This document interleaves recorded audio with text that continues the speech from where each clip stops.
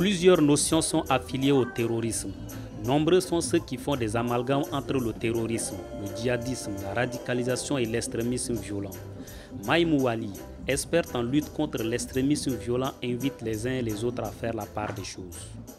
Moi, je ne fais pas le lien direct entre la radicalisation et l'extrémisme violent, parce que la radicalisation, c'est une position qu'un individu peut adopter par rapport à son idéologie, par rapport à ses croyances et par rapport même à sa position politique et autres, alors que l'extrémisme violent, c'est quand même une position où on ne fait place qu'à la violence.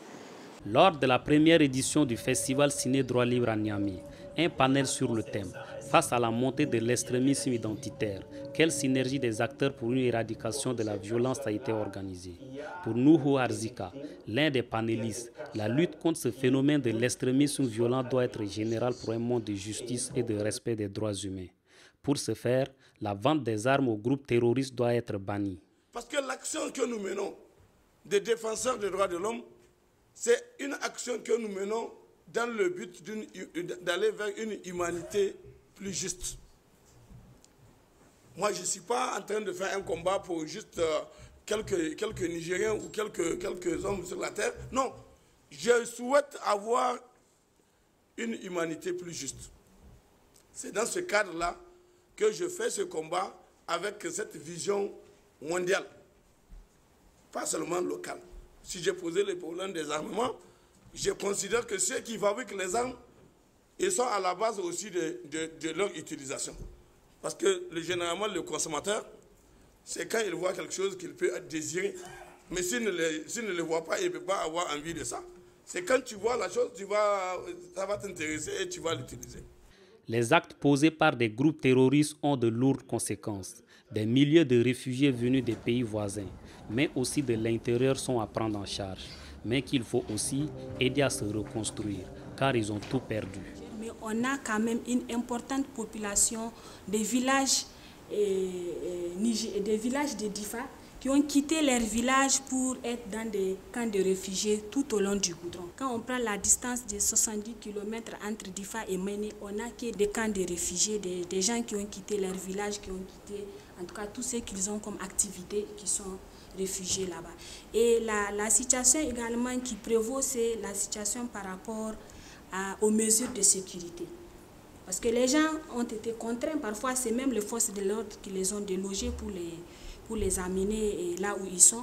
Mais également, il y a des marchés hebdomadaires qui sont fermés, donc aucune activité génératrice de revenus. Il y a également cette situation d'interdiction de tout ce qu'il y a, en tout cas autour des activités des jeunes, surtout les taxis-motos, la production du pavron, la pêche.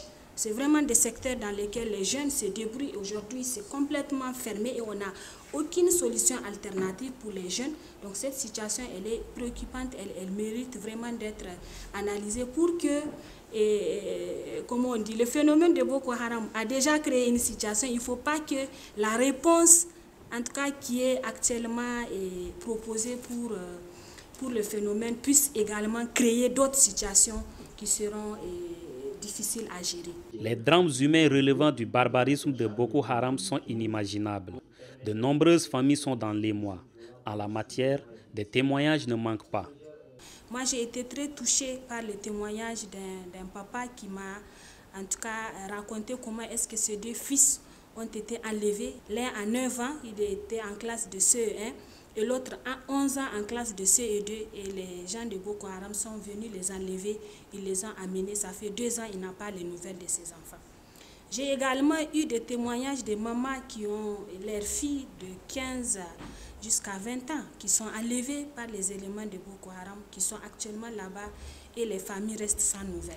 Donc il ne faut pas oublier cette catégorie de personnes qui, je pense, s'ils ont envie de revenir, ils ne sont pas partis de leur propre gré. Donc il y a ceux qui pensent qu'on peut donner la chance à ceux qui sont partis, s'ils décident de revenir, de les réintégrer dans la société. Il y a également cette partie de personnes qui pensent que c'est des criminels parce que les gens ont vécu également des situations extrêmement douloureuses.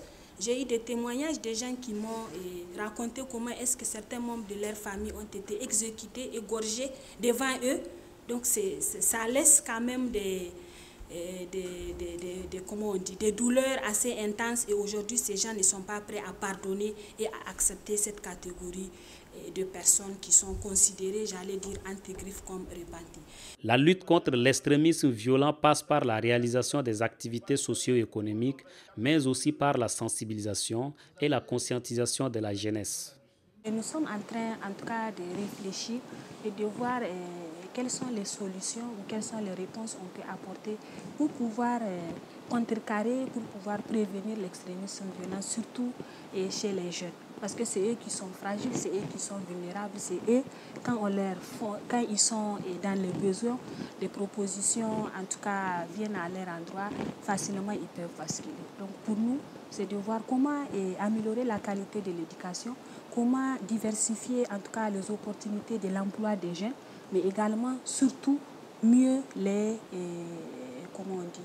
préparer sur les questions de non-violence, sur les questions de la paix, mais également sur les questions de citoyenneté et de démocratie. Moi, je pense que si on a tous ces paquets, les jeunes peuvent constituer un véritable potentiel de lutte contre l'extrémisme violent, qui est d'être un potentiel de recrutement pour les groupes extrémistes violents.